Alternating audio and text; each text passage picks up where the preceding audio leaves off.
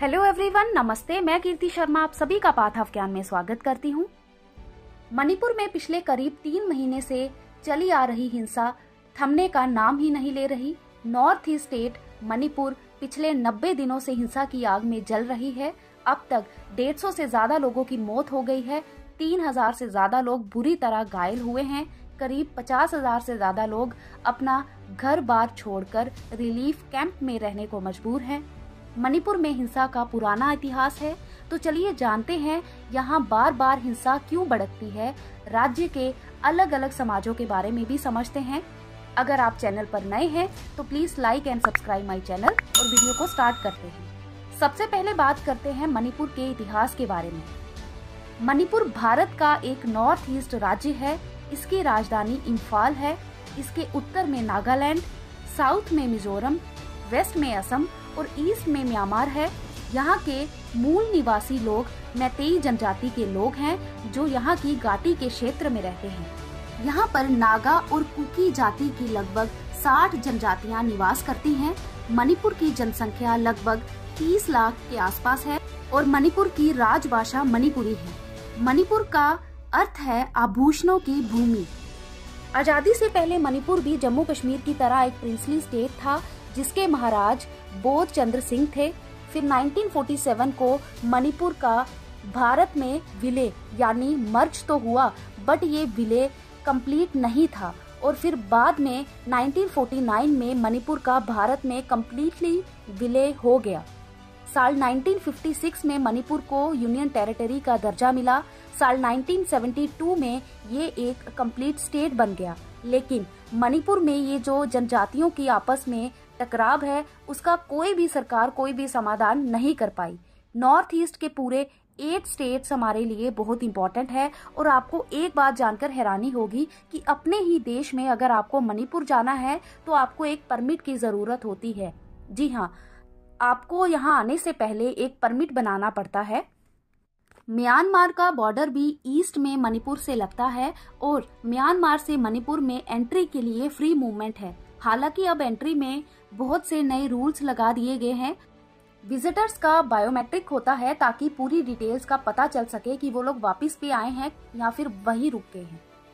मणिपुर में 3 मई 2023 को दंगा भड़क उठा था जो अब तक पूरी तरह से शांत नहीं हुआ है। नॉर्थ ईस्ट के इस पहाड़ी स्टेट में 3 मई को एक ट्राइबल मार्च निकाला गया। मैतेई कम्युनिटी को अनुसूचित जनजाति यानी शेड्यूल्ड ट्राइब में शामिल किए जाने की मांग के खिलाफ राज्य के 10 जिलों में ये मार्च निकाला गया। राज्य भर में भड़की हिंसा में करीब 150 लोगों की जान जा चुकी है।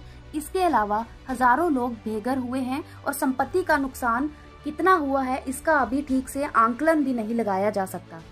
आज भी बहुत से लोग रिलीफ कैंप में रहने को मजबूर हैं। ऐसा पहली बार नहीं हुआ है कि मणिपुर हिंसा की आग में झुलसा है, बल्कि मणिपुर में हिंसा का पुराना इतिहास रहा है।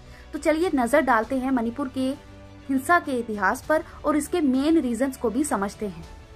मणिपुर स्टेट में 3 प्रमुख जातियां हैं। एक तरफ मैतेई है जो कि हिंदू है, जिनकी राज्य में आबादी 55 से 60% तक की है, जिन्हें आजादी के बाद अनुसूचित जनजाति का दर्जा दिया गया। मैतेई हिंदू मणिपुर के 10% मैदानी इलाके में रहते हैं और दूसरी तरफ कुकी और नागा जनजाति है। कुकी जनजाति ईसाई समाज से आती है। ये लोग राज्य की आबादी का 20% हिस्सा है, मगर मणिपुर के 90% पहाड़ी इलाकों में यही रहते हैं। मैतेई जाति की शिकायत थी कि लैंड रिफॉर्म एक्ट की वजह से ये लोग पहाड़ी इलाकों में जमीन नहीं खरीद सकते, जबकि राज्य में सबसे ज्यादा आबादी इन्हीं लोगों की है यानी मैतेई कम्युनिटी की है। इन लोगों की मांग थी कि इन्हें भी जनजाति का दर्जा दिया जाए ताकि ये लोग भी पहाड़ों पर जमीन खरीद सकें। इसी को लेकर मैतेई ट्राइब पिछले कई सालों से मैतेई को जनजाति का दर्जा देने की मांग कर रहा है, मगर कुकी और बाकी जनजाति को ये मांग पसंद नहीं आई। मैतेई समाज का कहना है कि भारत में बांग्लादेश और म्यांमार से इलीगल इमिग्रेंट्स आते हैं और ये लोग नॉर्थ ईस्ट में सेटल हो भी जाते हैं और उनकी जमीन भी ले लेते हैं और फिर रिजल्ट ये होगा कि मणिपुर का पूरा डेमोग्राफिक ही चेंज हो जाएगा। आज जो 55% मैतेई लोग हैं वो धीरे धीरे कम हो जाएंगे और अपनी ही स्टेट में माइनॉरिटी बन जाएंगे। तो अगर मैतेई लोगों को शेड्यूल्ड ट्राइब का दर्जा मिलता है तो वो लोग पहाड़ों पर भी जमीन खरीद सकेंगे और अपने कल्चर को भी प्रोटेक्ट कर सकेंगे। जबकि कुकी समाज का कहना है कि मैतेई समाज का पहले से ही नौकरियों में दबदबा है। राज्य में 60 में से 40 विधायक भी मैतेई समाज से आते हैं और ऐसे में अगर मैतेई को जनजाति का दर्जा दिया जाएगा तो ये लोग पहाड़ों पर भी जमीन खरीदने लगेंगे और आदिवासियों को उनकी जमीन से हटाने का मौका मिल जाएगा। कुकी और नागा आदिवासियों का कहना है कि स्टेट के 90% इलाके पर आदिवासी रहते हैं, लेकिन स्टेट के बजट और डेवलपमेंट कार्यों का ज्यादातर हिस्सा प्रोमिनेंट इलाके यानी इम्फाल घाटी में ही खर्च होते हैं। और इसी को लेकर 3 मई को एक रैली निकाली गई और देखते ही देखते रैली हिंसक हो गई। कुकी लोगों ने मैतेई लोगों पर हमला किया, जिसके बाद मैतेई लोगों ने भी कुकी लोगों को निशाना बनाना शुरू कर दिया। लोग रातों रात अपने घरों को छोड़ने पर मजबूर हो गए। पिछले 90 दिनों से इस हिंसा में 150 से ज्यादा लोग अपनी जान गंवा चुके हैं। 5000 से ज्यादा घर जला दिए गए हैं। लगभग 60,000 से ज्यादा लोग राहत शिविरों यानी रिलीफ कैंप में रहने को मजबूर हैं और देखते ही देखते लड़ाई ने धार्मिक रंग भी ले लिया। हमला मंदिरों और चर्च पर भी हुआ। कुकी और मैतेई का सरकार से भरोसा उठ गया है। उन्हें लगने लगा है कि उन्हें अपनी रक्षा खुद ही करनी होगी और रिजल्ट ये हुआ कि लोग दूसरे की हिंसा से बचने के लिए खुद हिंसा करने लगे और हालत बेकाबू होते चले गए। लोग गवर्नमेंट पर भी क्वेश्चन कर रहे हैं कि सरकार उन पर ध्यान क्यों नहीं दे रही। देश का मीडिया भी उन पर फोकस नहीं कर रहा। पाकिस्तान से आई सीमा हैदर की तो पूरी जन्म कुंडली मीडिया ने खंगाल दी, पर मणिपुर पर कोई भी आवाज क्यों नहीं उठ रही। आखिर हर दिन लोगों को हिंसा में मरने के लिए क्यों छोड़ा जा रहा है, लेकिन इन 3 महीनों में किसी के पास कोई भी आंसर नहीं है। एंड लास्ट में मैं यही कहना चाहूंगी कि कितनी भी हिंसा हो, कितने भी दंगे हो, लेकिन ऐसा हो ही नहीं सकता कि सरकार कंट्रोल ना कर सके। जम्मू कश्मीर का एग्जाम्पल हमारे सामने है। मणिपुर में तो लोकल जातियां एक दूसरे के खिलाफ हैं, बट जम्मू कश्मीर में तो सुरक्षा एजेंसियां ही भीड़ के निशाने पर थी। हिंसक भीड़ के बीच छुपे आतंकियों का पता लगाना भी मुश्किल था। कौन किस कोने से अटैक करे ये भी पता लगाना मुश्किल था। ऐसी कंडीशन में भी इंडियन गवर्नमेंट अगर कश्मीर से धारा 370 हटाती है, वहां हिंसा भी नहीं होने देती है और कश्मीर धीरे धीरे नॉर्मल भी हो जाता है, तो मणिपुर में हम वो काम क्यों नहीं कर पाए।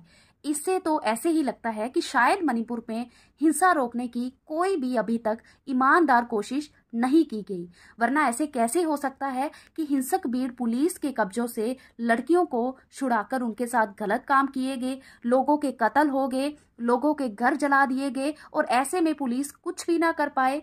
हैरानी तो इस बात से भी है कि 3 महीने से मणिपुर जल रहा है, बट नेशनल मीडिया ने उस तरफ ध्यान ही नहीं दिया।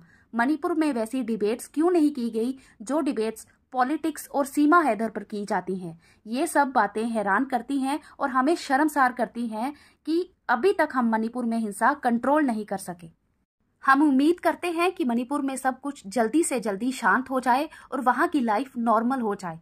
नॉर्थ ईस्ट एक ब्यूटीफुल जगह है और यहाँ की डाइवर्सिटी ही यहाँ की ब्यूटी है। सरकार की रिस्पॉन्सिबिलिटी यही है कि यहाँ के डाइवर्स ग्रुप्स को सेफ रखे और इन कम्युनिटीज का जो भी मनमुटाव है वो जल्दी से सॉल्व करे ताकि सब कुछ फिर से नॉर्मल हो जाए।